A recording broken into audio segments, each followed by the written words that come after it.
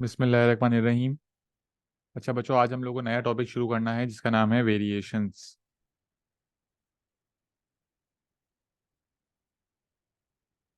बेटा वेरिएशंस जो है ना वो बहुत ही आसान टॉपिक है ओ लेवल मैथ्स का। 3 से 4 मार्क का आता है और मोस्ट P1 में ही आता है। ठीक है। विदाउट कैलकुलेटर हमें सॉल्व करना होता है। बहुत ही आसान सा कॉन्सेप्ट है। आज हमें अपने ये 3-4 मार्क आज ही पक्के कर लेने, ठीक है। अच्छा, वेरिएशंस का क्या मतलब है? व्हेन वन वेरिएबल वेरी का वेरिएशन किससे आता है बेटा? वेरी से आता है। When one variable varies on the other variable. When one variable varies with respect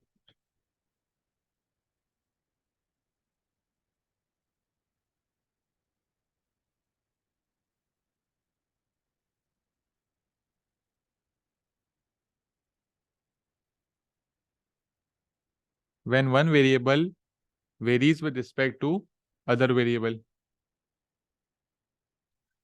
ठीक है। अच्छा, अब वेरिएशन में हमारे पास दो चीजें होती हैं, एक होती है बेटा डायरेक्ट वेरिएशन और एक होती है इनवर्स वेरिएशन।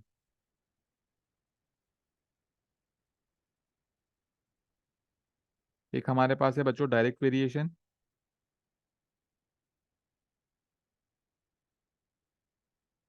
और दूसरी हमारे पास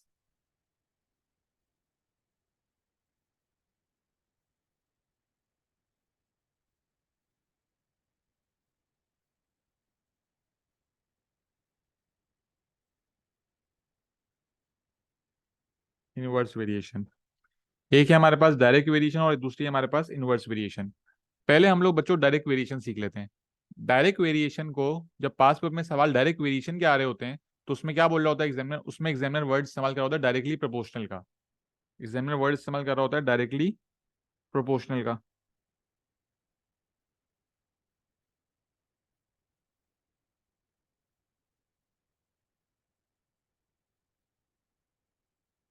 डायरेक्टली प्रोपोर्शनल। अब डायरेक्टली प्रोपोर्शनल के अंदर किस तरह सवाल आते हैं, अगर हम केसेस बना लेते हैं। अगर आपके पास लिखा हुआ है y इज डायरेक्टली प्रोपोर्शनल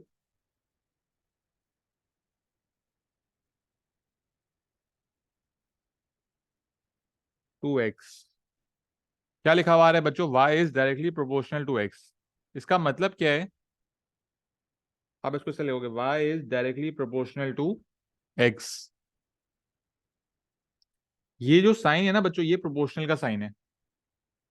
अब जब ये प्रोपोर्शनल के साइन को आप इक्वल टू में कन्वर्ट करोगे, जब इस प्रोपोर्शनल के साइन को आप इक्वल टू में कन्वर्ट करोगे तो आप बोलोगे y इज इक्वल टू के x. Y is equal to के एक्स। जब आप प्रोपोर्शनल के साइन को इक्वल टू के साइन में कन्वर्ट कर रहे होगे तो x के साथ क्या मल्टीप्लाई हो जाएगा? k मल्टीप्लाई हो जाएगा। अगर आपके पास लिखा हुआ है y is directly proportional to x, तो प्रोपोर्शनल का साइन ये होता है। और जब डायरेक्ट प्रोपोर्शनल है और जब प्रोपोर्शनल हटके इक्वल टू आ रहा है तो इक्वल टू जब आएगा तो x के साथ क्या मल्टीप्लाई हो जाएगा? k मल्टीप्लाई हो जाएगा। एक और एग्जांपल देखो, आप लोगों को समझ आएगा कि हो क्या रहा है। अगर लिखा हुआ हो y is directly proportional to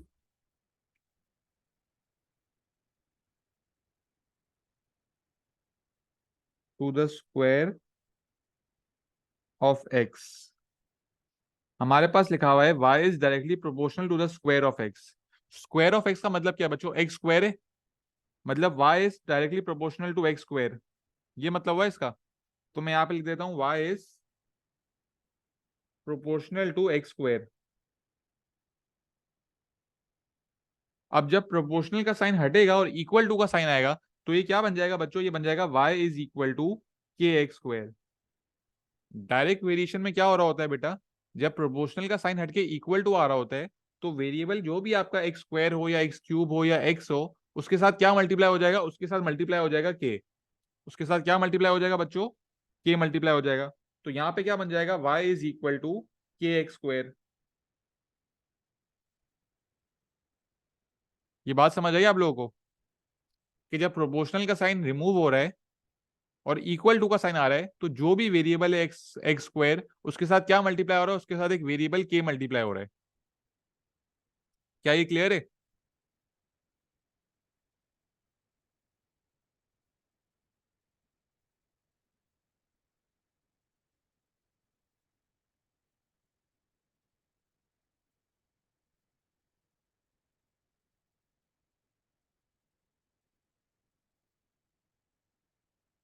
ठीक है, पॉइंट नंबर 3 चेक करो।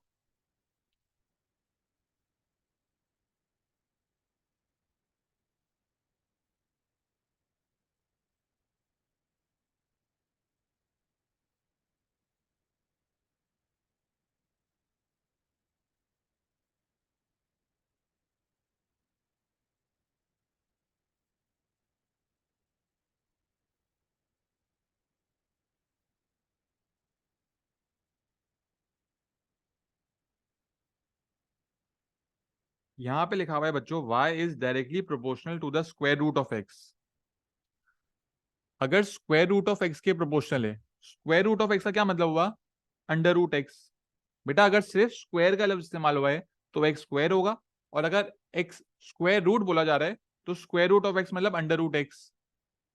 इन दोनों में फर्क होता है बेटा, बच्चे इस चीज में कंफ्यूज हो जाते हैं। आप लोग को क्या जहन में रखना है, अगर सिर्फ स्क्वायर लिखा हुआ है तो एक्स स्क्वायर होगा, और अगर स्क्वायर रूट लिखा हुआ है तो अंडर रूट एक्स होगा। ठीक है, तो यहां पे क्या आ जाएगा, y is directly proportional to under root x. और जब बेटा अंडर रूट हटेगा और इक्वल टू आएगा, वो सॉरी, जब प्रोपोर्शनल का साइन हटेगा और इक्वल टू का साइन आएगा, तो ये क्या बन जाएगा, y इज इक्वल टू के अंडर रूट एक्स। बात समझ आ रही है बेटा?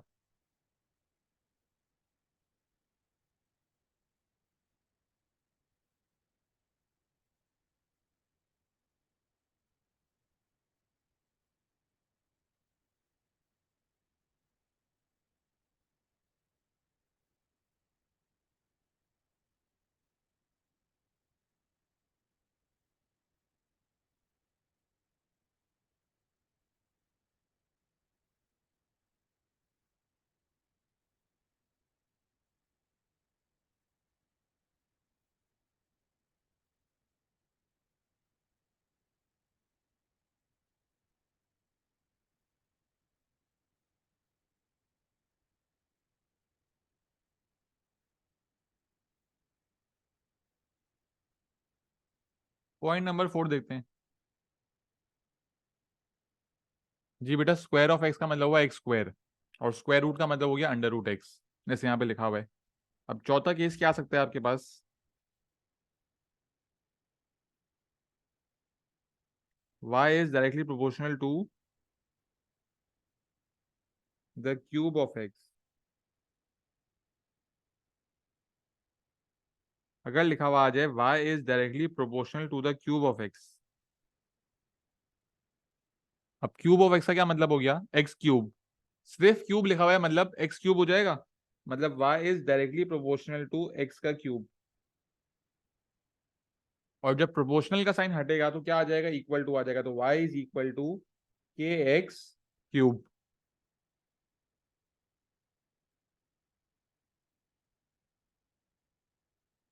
और एक आखिरी पॉइंट है, ये मैं यहाँ लिख देता हूँ,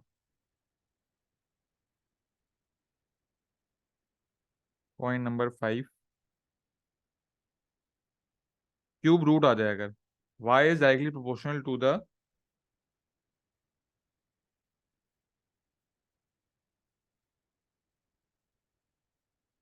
क्यूब रूट ऑफ एक्स। अब क्यूब रूट का क्या मतलब है, जब क्यूब था तो एक्स क्यूब होगा, क्यूब रूट क्या हो जाएगा, क्यूब रूट ऑफ एक्स ये बन जाएगा। सही बात है ना? जब स्क्वायर लिखा हुआ था तो एक्स स्क्वायर था, और स्क्वायर रूट में अंडर रूट एक्स था, तो क्यूब में जब एक्स क्यूब है तो क्यूब रूट में क्या हो जाएगा, क्यूब रूट ऑफ एक्स ये होगा बेटा।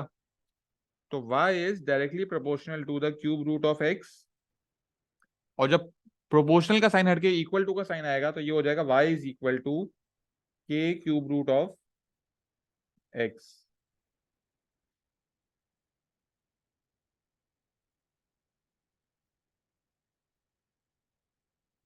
कोई मसला बच्चों इसमें?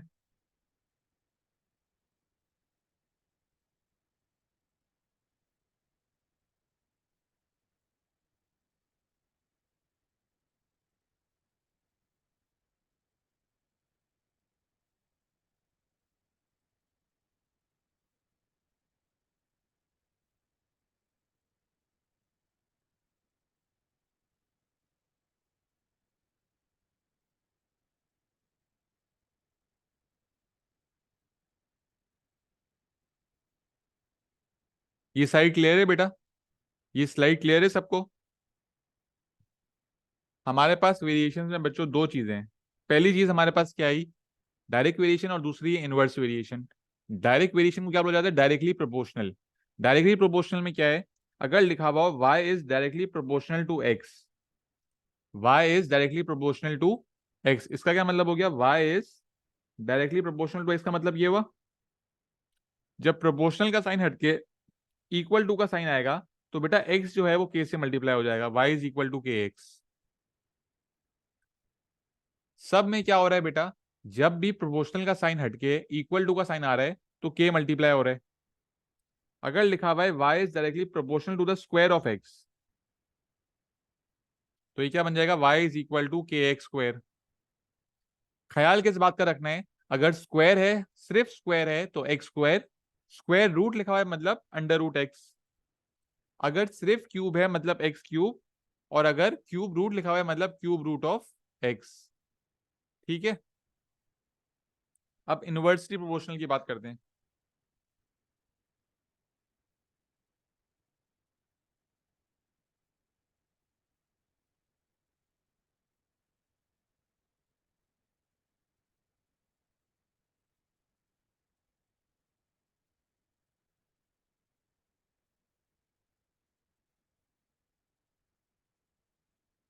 इनवर्सली प्रोपोर्शनल अगर हमारे पास लिखा हुआ आ गया है, अच्छा सिर्फ एक बात याद कर लो, यहाँ पे लिख भी देते हैं। इनवर्सली प्रोपोर्शनल का मतलब है आपका आंसर फ्रैक्शन में आ रहा होगा, आपका जो आंसर है वो फ्रैक्शन में होगा। अब पहला पॉइंट लेते हैं हम लोग अपना basic. y is inversely proportional to x।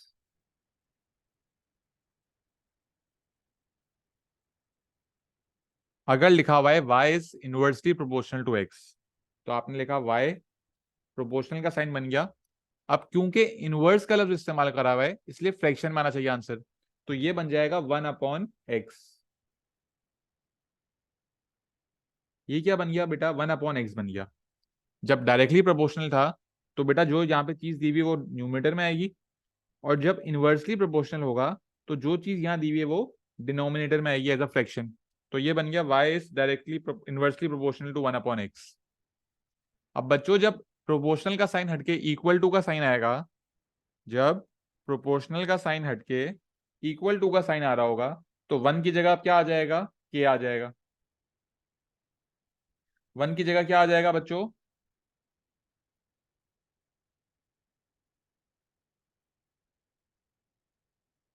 के एक्स।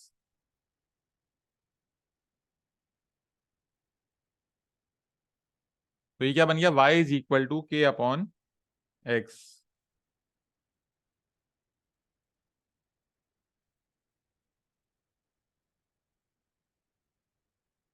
ठीक है, इनवर्स और डायरेक्ट में क्या डिफरेंस है बेटा? डायरेक्टली प्रोपोर्शनल में मल्टीप्लाई हो रहा था डायरेक्टली, इनवर्सली प्रोपोर्शनल में आपका आंसर फ्रैक्शन में आ रहा होता है।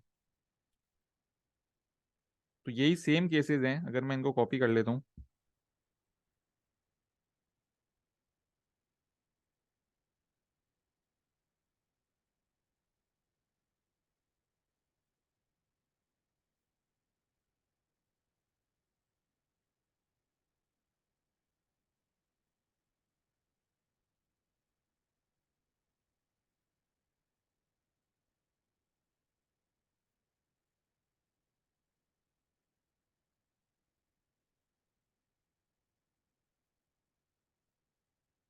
बेटा यहाँ पे लिखा हुआ है, अब डायरेक्टली की जगह अगर मैं यहाँ पे इनवर्सली लिख दूं, डायरेक्टली की जगह अगर मैं लिख दूं inversely, y is inversely proportional to the square of x.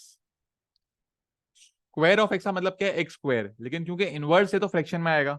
तो y is inversely proportional to x square. Y is inversely proportional to x square हो गया ये। और जब इनवर्सली प्रोपोर्शनल का, आपको प्रोपोर्शनल का साइन जब आप हटाओगे और इक्वल टू आएगा, तो ये क्या बन जाएगा, y इज इक्वल टू के एक्स स्क्वायर, के अपॉन एक्स स्क्वायर। बच्चों ये समझ आ रहा है आप लोगों को?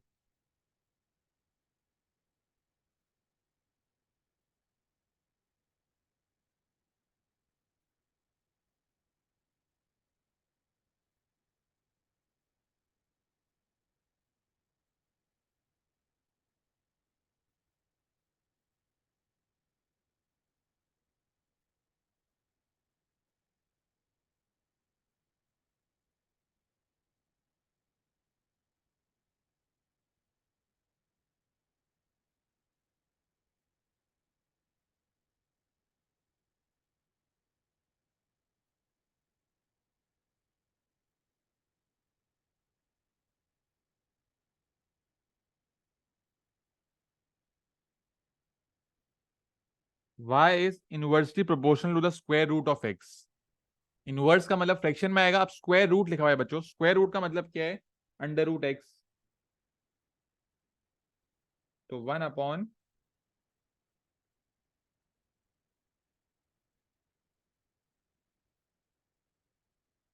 और जब बच्चों प्रोपोर्शनल का साइन हटके इक्वल टू का साइन आएगा, तो y is equal to k upon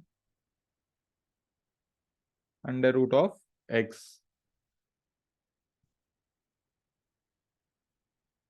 अब बेटा 4 और 5 का आंसर आप लोग मुझे बता दो।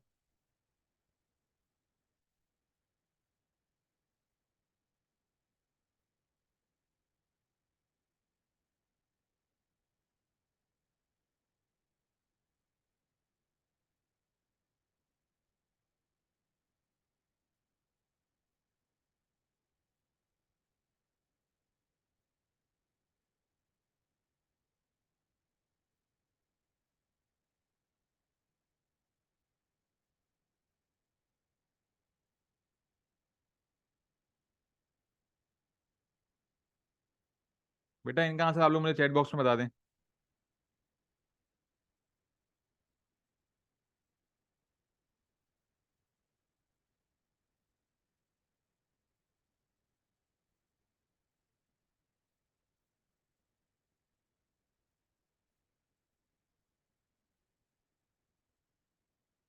क्यूब का मतलब क्या है, एक्स का क्यूब।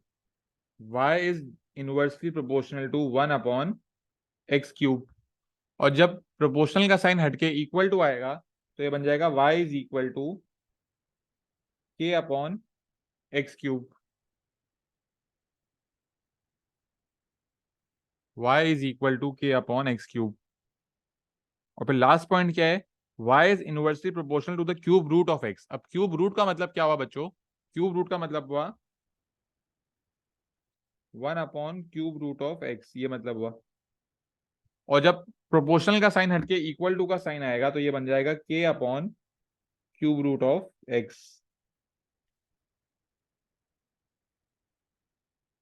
ठीक है। इसके अलावा बेटा सवाल में कुछ भी नहीं आता। ठीक है। ये 5 केसेस इनवर्सली के आते हैं और 5 डायरेक्टली के आते हैं। आपको सिर्फ याद क्या होना चाहिए, डायरेक्टली प्रोपोर्शनल में आपका जो वेरिएबल होता है वो न्यूमरेटर में आ रहा होता है, और इनवर्सली प्रोपोर्शनल में जो है वो डिनोमिनेटर में आ रहा होता है। ठीक है। अच्छा बेटा अभी फिलहाल इसका स्क्रीनशॉट ले लो, ताकि जब मैं आगे सवाल कर रहा हूं तो आप लोग यहाँ पे देख सको। इसका स्क्रीनशॉट ले लो।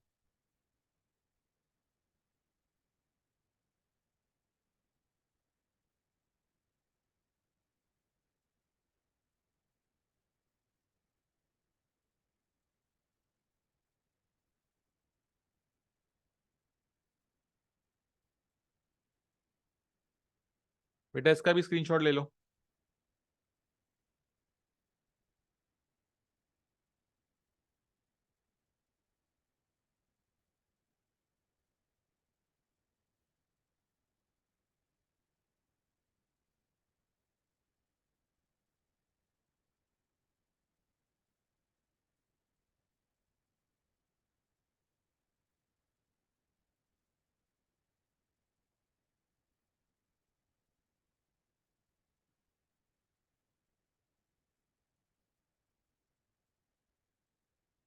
अच्छा, अब सवाल देखते हैं।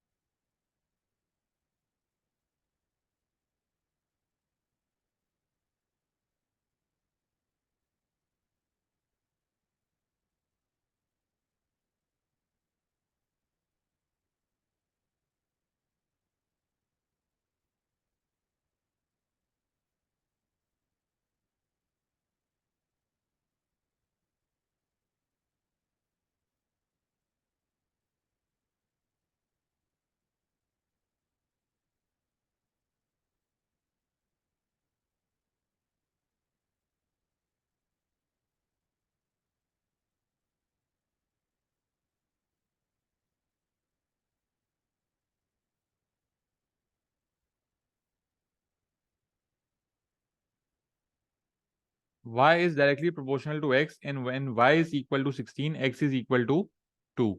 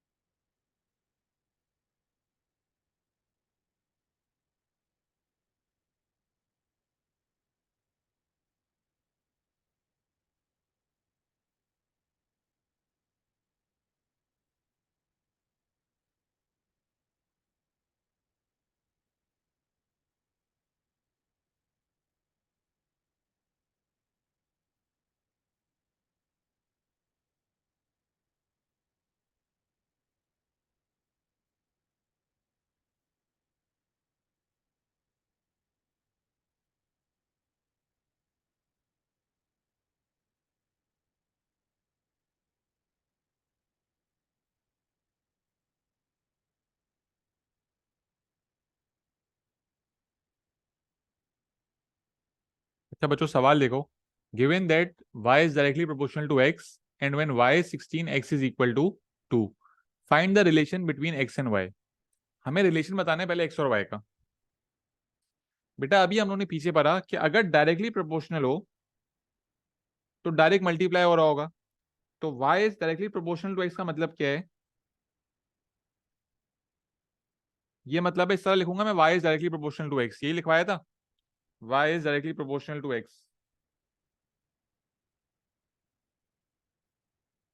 और जब प्रोपोर्शनल का साइन हटके इक्वल टू का साइन आएगा तो ये हो जाएगा y इज इक्वल टू के एक्स। ठीक है। अब हमसे पूछा है find the relation between x and y। Relation कब पता चलेगा? जब हमारे पास k की वैल्यू होगी। रिलेशन कब पता चलेगा? जब हमारे पास k की वैल्यू होगी। अब k की वैल्यू किस तरह आएगी? यहाँ मैं पॉइंट लिख भी देता हूँ, एक स्टार पॉइंट विद, हमेशा सवाल में एक वैल्यू दी हुई होगी x और y की, with a given value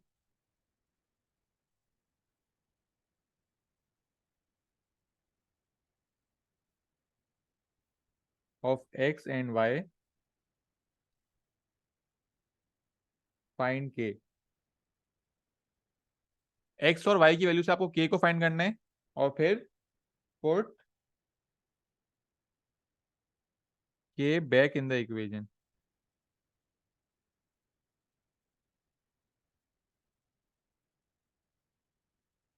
put k back in the equation. तो आपके पास यहाँ पे y इज इक्वल टू के एक्स बन चुका था। y दिया हुआ है 16, x दिया हुआ है 2, तो y की जगह आ जाएगा 16, x की जगह आ जाएगा 2। तो ये बन गया 16 इज इक्वल टू 2k और k is equal to 16/2 which is 8।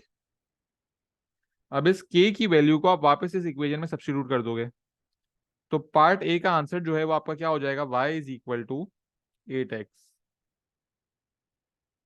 y is equal to 8x, ये आपका आंसर हो गया। ये आपका रिलेशन बन गया पार्ट वन का, y is between x and y, कि y इज 8 टाइम्स x। अब पार्ट बी और सी बहुत आसान हो जाएगा। पार्ट बी में बोला हुआ है find y when x is 16।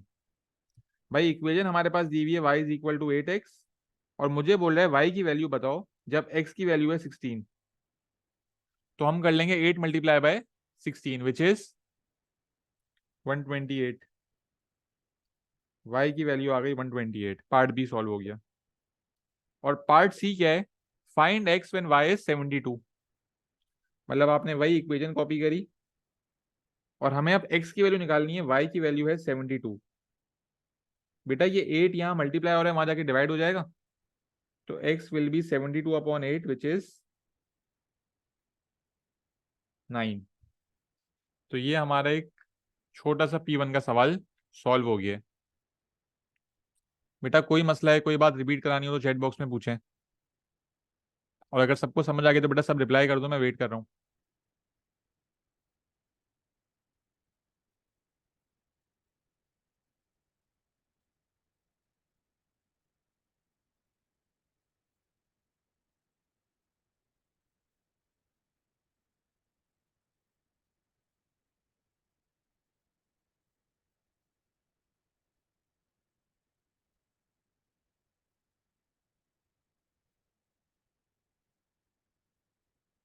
ठीक है।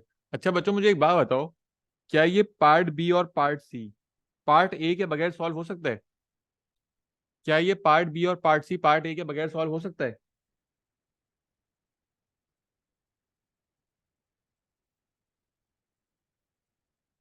क्या पार्ट बी और पार्ट सी पार्ट ए के सॉल्व हुए बगैर सॉल्व हो सकता है क्या?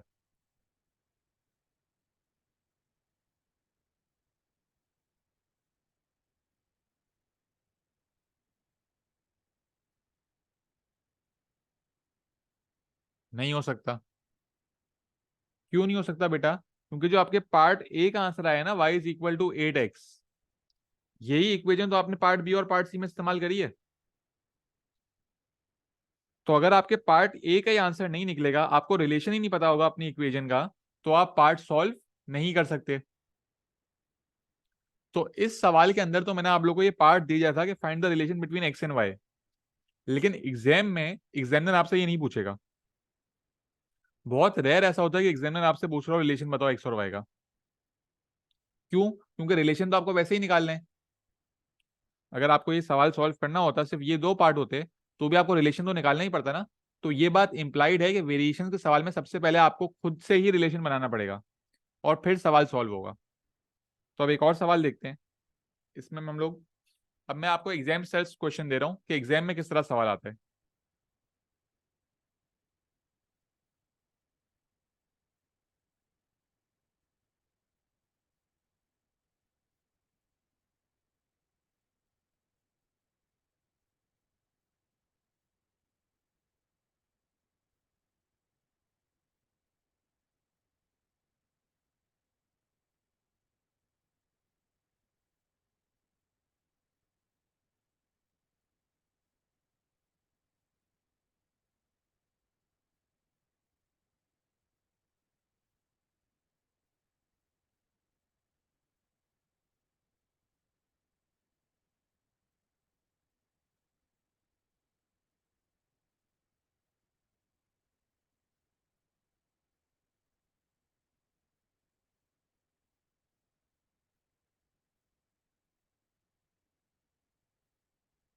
अच्छा बच्चों, ये आपके पास एक एग्जाम स्टाइल क्वेश्चन है 2 मार्क का।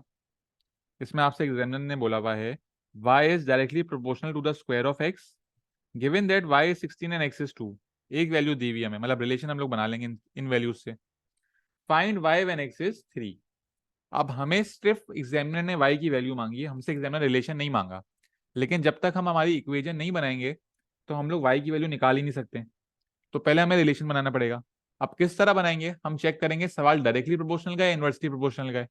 अगर डायरेक्टली प्रोपोर्शनल का होगा तो ये एक्स स्क्वायर ऑफ एक्स जो है, मतलब एक्स स्क्वायर जो है वो न्यूमिनेटर में आ रहा होगा, और इनवर्सली का होगा तो डिनोमिनेटर में आ रहा होगा। यहाँ पे लिखा हुआ है डायरेक्टली प्रोपोर्शनल, और सिर्फ स्क्वायर का लफ्ज इस्तेमाल हुआ है, रूट का लफ्ज इस्तेमाल नहीं हुआ। सिर्फ स्क्वायर का मतलब है एक्स की पावर 2। तो इसका मतलब क्या हो गया? y is directly proportional to x square, मतलब y is equal to k times x square. ठीक है। प्रोपोर्शनल का साइन हटके इक्वल टू का साइन आ गया, ये बन गया y इज इक्वल टू के एक्स स्क्वायर। अब हमें बोला हुआ है जब y 16 है तो x 2 है। जब y 16 है तो x 2 है भाई। 2 का स्क्वायर होता है 4। 16 डिवाइड बाय 4 इज 4। k की वैल्यू जैसे ही आ जाएगी उसको हम उसकी इक्वेशन में सब्स्टिट्यूट कर देंगे। तो y is equal to 4x square, ये बन गया हमारा relation. y is equal to 4x square. अब सिर्फ हमें क्या करना है, अब सवाल देखना है। Find y when x is 3। Find y when x is 3। तो 3 का स्क्वायर होता है 9 एंड 4 नाइन्स आर 36।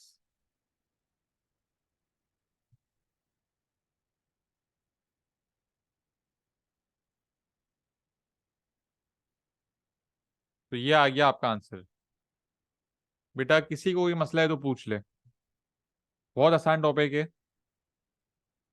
कोई चीज पूछनी है तो पूछ लो, नेक्स्ट सवाल मैं आप लोगों को करने के लिए दे रहा हूँ।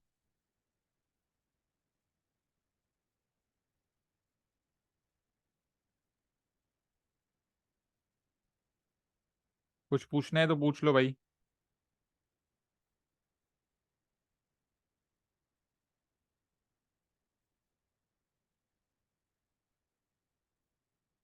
ठीक है, very good.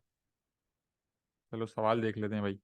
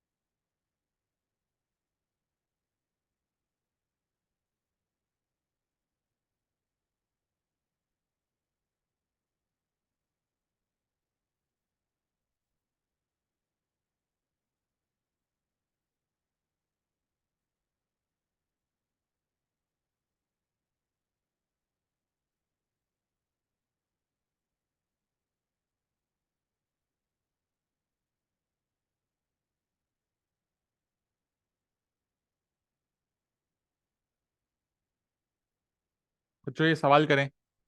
y is inversely proportional to x given that y is 12 when x is equal to 4, find the value of y when x is equal to 6। बेटा सवाल गौर से पढ़ना, इनवर्सली प्रोपोर्शनल का सवाल है। सॉल्व करें, मैं 5 मिनट बाद सॉल्व करूंगा।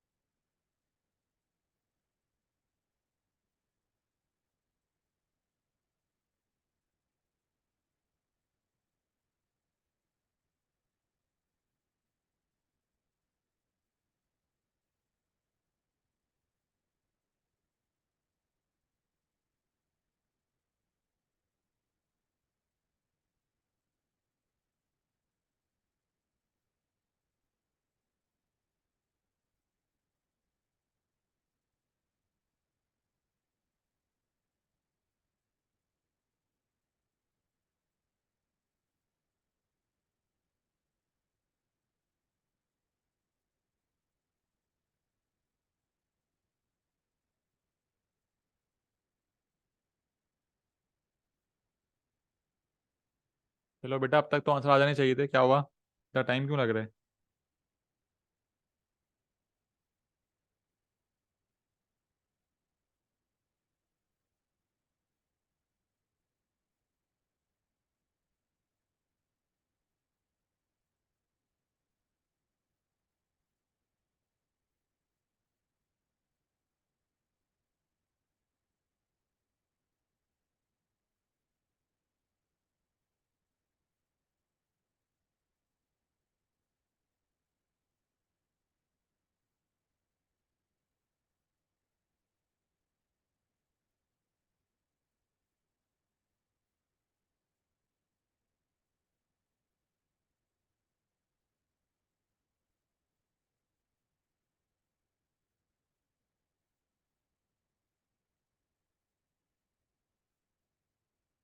आंसर आना शुरू हो गए हैं। सही। चलो सॉल्व कर लेते हैं, चेक कर लेते हैं आप लोग का आंसर सही है या नहीं।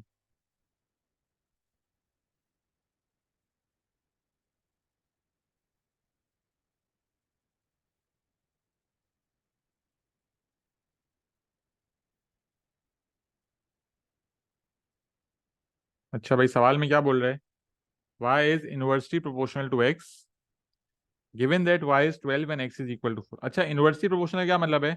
आंसर जो है वो फ्रैक्शन में आ रहा होगा। मतलब y is inversely proportional to 1/x, और फिर ये बन जाएगा y is equal to k/x।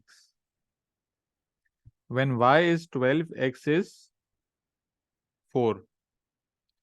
4 यहाँ डिवाइड हो रहा है, वहां जाके मल्टीप्लाई हो जाएगा। 12 4 जार 48, के आ गया 48। के को इक्वेशन में सब्स्टिट्यूट कर देंगे। y is equal to 48/x, equation बन गई है हमारी। अब सवाल पे आ जाओ, find the value of y when x is 6। Find the value of y when x is 6। तो 48/6 होता है 8। सबका आंसर सही आया है वैसे तो। सबका 8 ही था ना? हाँ। आरिश बेटा, आपने रिप्लाई नहीं करा। आपका आंसर नहीं आया था क्या अभी तक?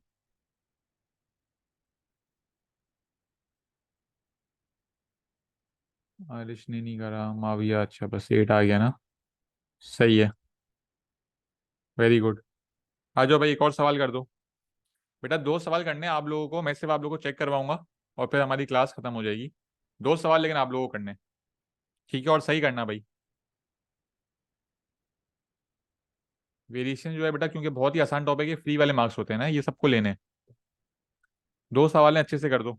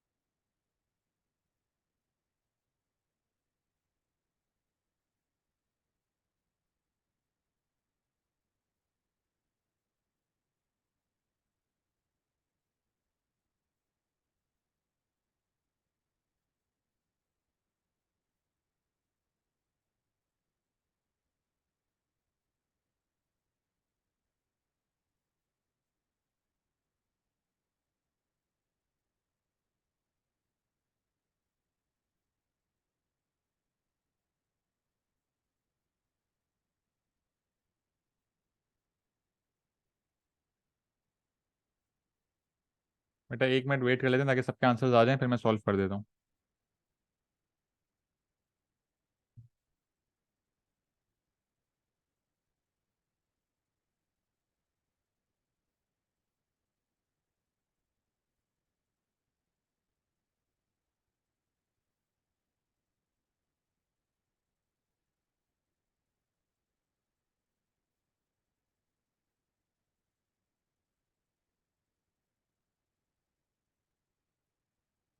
अच्छा बच्चों, इनवर्सली प्रोपोर्शनल है, मतलब 1 अपॉन होगा।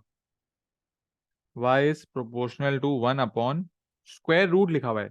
अगर सिर्फ स्क्वायर होता तो एक्स स्क्वायर होता। स्क्वायर रूट है मतलब अंडर रूट एक्स। ये दूसरी बात ख्याल रखने वाली थी। अब when y is 9, x is, oh sorry, पहले जब प्रोपोर्शनल का साइन हटके इक्वल टू आएगा तो ये बनेगा k/√x। वाई की जगह 9, के एक्स की जगह 4। Square root of 4 is 2। 2 वहां जाके मल्टीप्लाई होगा, k इज इक्वल टू 18। 18 को आप यहाँ पे सब्सटीट्यूट कर दोगे, y is equal to 18/√x। अब find y when x is 16।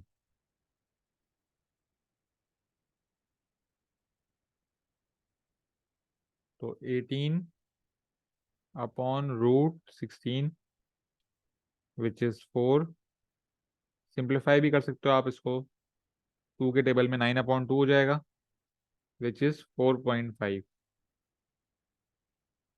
अच्छा बच्चों, अगर सवाल में आप लोगों को सिंप्लीफाई करने का नहीं बोला हुआ तो आप 18/4 भी रहने दे सकते हो, 9/2 भी कर सकते हो उसको, और उसको 4.5 भी कर सकते हो, आपकी मर्जी है। ठीक है। और अगर बोला भाई सिंप्लीफाई करना है तो सिंप्लीफाई कर लेना, और अगर बोला भाई give your answer in 1 decimal place तो 1 डेसिमल में दे देना। ठीक है, ये सवाल क्लियर है सबका? मेरे ख्याल से 4.5 ही आ रहा था। एक आखिरी सवाल कर लेते हैं।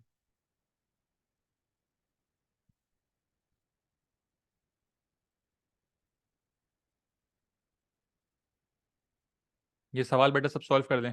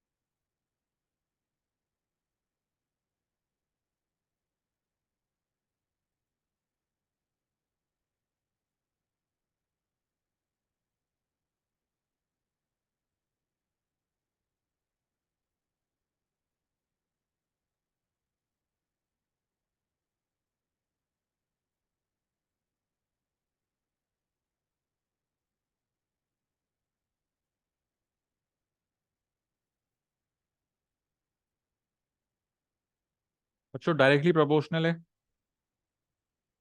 मतलब न्यूमरेटर में होगा स्क्वायर लिखा हुआ है तो x square. Given that when y is, पहले तो आ जाएगा इक्वल टू का साइन और के आ गया। When y is 24, x is 2, 2 का स्क्वायर इज 4, और 4 डिवाइड होगा तो ये बन जाएगा 6। 24 डिवाइड बाई 4 होता है 6। ठीक है, इसको आप कहाँ सब्स्टिट्यूट कर दोगे, इस इक्वेशन में सब्स्टिट्यूट कर दोगे। y is equal to 6x square.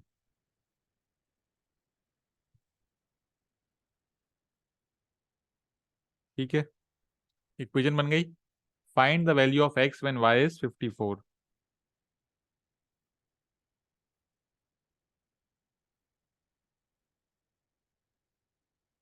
X square is equal to 9 आ रहा है, और जब आप स्क्वायर रूट करोगे बोथ साइड्स तो x इज इक्वल टू, बेटा स्क्वायर रूट बोथ साइड्स करने से आंसर क्या आ रहा है, क्या लिखा है आप लोगों ने, 3। बच्चों आप लोगों को बताया तो है, जब स्क्वायर रूट बोथ साइड्स करते हैं और नंबर पे स्क्वायर रूट फिर होता है तो आंसर क्या आता है, +-3। ठीक है, ये बात मत भूलना भाई, बहुत दफा बता चुका हूँ।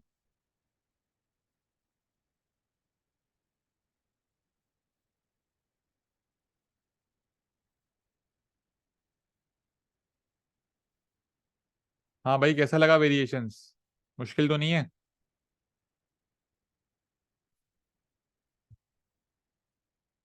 इजी, वेरी इजी, क्या बात है।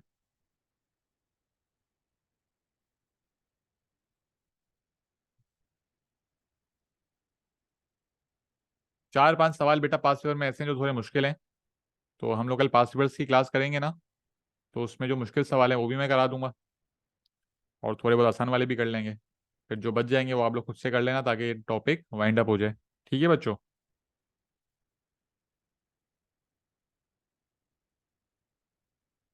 ओके बच्चों, अल्लाह हाफिज़।